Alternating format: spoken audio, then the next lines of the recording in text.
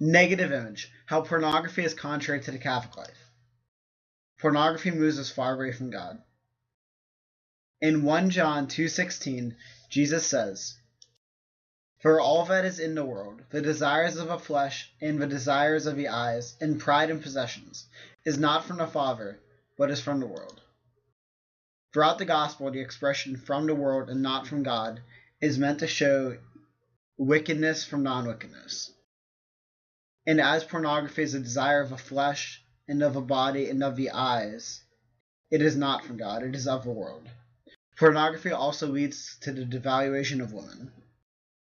The devaluation of women can be seen as the consumer of pornography no longer cares about what he is looking at and who he is looking at, but he only cares about himself. It leads to selfishness and losing sight of the dignity of others.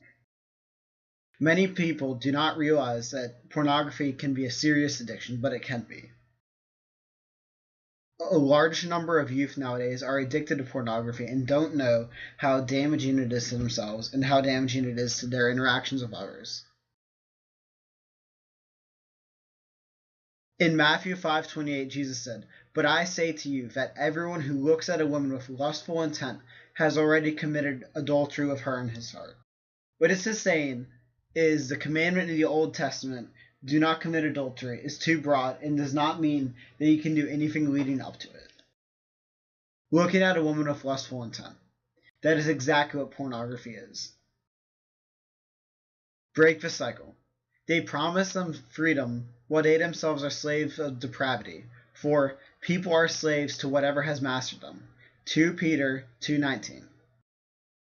The first thing to do when you are addicted is to realize you have an addiction and to move away from it. You must get rid of the pornography first, and you must get help.